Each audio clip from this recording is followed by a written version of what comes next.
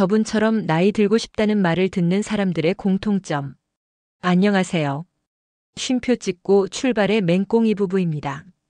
여러분, 오늘 이야기 나누고 싶은 주제는 바로 퇴직입니다. 퇴직이라는 단어를 들으면 어떤 이미지가 떠오르시나요? 아마 많은 분들이 그저 쉼, 자유, 혹은 약간의 불안감을 떠올릴지도 모릅니다.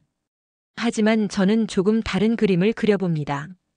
저는 남들이 저를 좋아하는 퇴직자가 되고 싶습니다. 나이가 들수록 고집이 세지고 자기 주장만 내세우는 어른이 아닌 젊은이들과도 허물없이 소통하며 삶의 지혜와 여유를 갖춘 사람. 그래서 주변 사람들이 저분처럼 나이 들고 싶다고 말하는 그런 퇴직자가 되고 싶습니다. 여러분도 같은 생각을 해보신 적 있나요? 지금부터 제가 왜 이런 생각을 하게 되었는지, 그리고 어떻게 하면 그런 사람이 될 수 있을지 솔직한 제 마음을 나누려고 합니다. 여러분의 인생 후반전을 위한 작은 힌트가 되기를 바랍니다. 왜 우리는 고집센 어른이 될까? 얼마 전 저도 저와 비슷한 연배의 지인들과 이야기를 나누다가 이런 고민을 털어놓았습니다.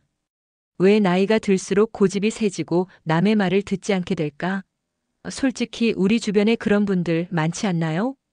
물론 그분들도 한때는 꿈 많고 유연했던 청춘이었을 겁니다. 하지만 어느 순간부터 다친 마음으로 세상을 바라보게 된 걸까요? 저는 그 이유가 단순히 성격 탓만은 아니라고 생각합니다. 우리가 미처 생각하지 못했던 몇 가지 이유들이 있습니다. 첫째, 변화에 대한 두려움입니다. 우리는 살아오면서 수많은 경험을 쌓았습니다. 그 경험들이 결국 나의 신념과 생각의 틀을 만들었죠. 그런데 이 틀을 깨고 새로운 것을 받아들이는 것은 마치 쌓아 올린 벽돌을 하나씩 빼내는 일과 같습니다. 익숙한 것이 사라지는 것에 대한 두려움 때문에 본능적으로 변화를 거부하게 되는 겁니다. 특히 나이가 들수록 새로운 정보나 기술이 빠르게 쏟아져 나오면서 이 변화의 속도를 따라잡는 것이 버겁다고 느껴질 때가 많습니다. 둘째, 자기 확신의 과잉입니다. 수십 년간 쌓은 경력과 지혜는 분명 소중한 자산입니다. 하지만 내가 살아온 방식이 곧 정답이라는 확신이 너무 강해지면 다른 사람의 의견은 그저 나와 다른 틀린 생각으로 치부하게 됩니다. 이는 결국 소통의 문을 닫는 결과를 낳게 되죠. 내가 옳다고 생각하는 만큼 타인도 그들의 삶 속에서 옳다고 믿는 부분이 있다는 것을 잊게 되는 겁니다. 셋째, 사회적 고립과 외로움입니다. 퇴직 후 사회생활을 통해 자연스럽게 유지되던 관계들이 사라지면서 외로움을 느끼는 분들이 많습니다. 이런 외로움과 불안감은 자신을 방어하려는 심리를 강화시킵니다. 나는 여전히 쓸모있고 중요한 사람이라는 것을 증명하기 위해 타인의 의견을 무시하고 자신의 주장을 더 강하게 내세우게 될 수 있습니다. 이는 사실 내면의 약함과 불안감을 감추기 위한 무의식적인 자기 방어일지도 모릅니다. 이런 이유들을 이해하고 나니 고집센 어른들의 행동이 조금은 다르게 보이기도 합니다. 하지만 저는 그 길을 따라가고 싶지는 않습니다. 나이가 들어도 여전히 젊은 사람들과 함께 웃고 배우며 세상을 탐험하고 싶습니다. 남들이 좋아하는 퇴직자가 되기 위한 3가지 준비. 그렇다면 우리가 바라는 대로 유연하고 포용력 있는 멋진 퇴직자가 되기 위해선 무엇을 준비해야 할까요? 저는 지금부터라도 꾸준히 노력해야 할 3가지를 찾았습니다. 첫 번째, 호기심을 잃지 않는 것, 바로 평생 현역의 삶입니다. 직장에서 은퇴했다고 해서 인생이 끝나는 것은 아닙니다. 오히려 새로운 것을 시작할 수 있는 절호의 기회죠. 새로운 분야의 지식을 배우고 새로운 취미를 가져보세요. 젊은 사람들이 즐겨보는 유튜브 영상도 좋고 인공지능 같은 최신 기술을 배우는 것도 좋습니다. 중요한 건 나는 이미 다 알고 있다는 생각을 버리고 나는 여전히 배울 것이 많다는 태도를 갖는 것입니다. 제가 아는 한 선배님은 60대 중반에 드론을 배우기 시작했습니다. 처음에는 어려워하셨지만 지금은 멋진 드론 영상을 직접 편집해서 유튜브에 올리십니다. 주변 젊은 친구들은 그분에게 드론 박사님이라고 부르며 존경심을 표합니다. 이처럼 새로운 도전을 멈추지 않는 모습은 그 자체로 존경의 대상이 되고 세대 간의 소통을 위한 멋진 연결고리가 됩니다. 두 번째, 진심으로 경청하는 태도를 갖는 것입니다. 우리는 대화할 때 다음에 무슨 말을 할까?를 먼저 생각하는 경향이 있습니다. 하지만 진짜 대화는 상대방의 말을 있는 그대로 듣는 것에서 시작됩니다. 상대방의 의견을 들을 때 틀렸다고 판단하기 전에 왜 그렇게 생각할까?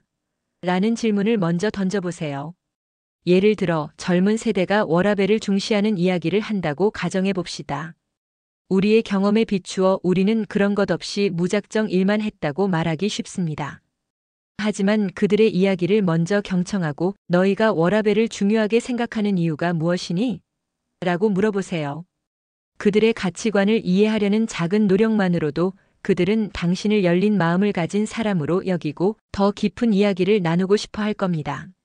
세 번째, 나를 객관화하는 능력을 키우는 것입니다.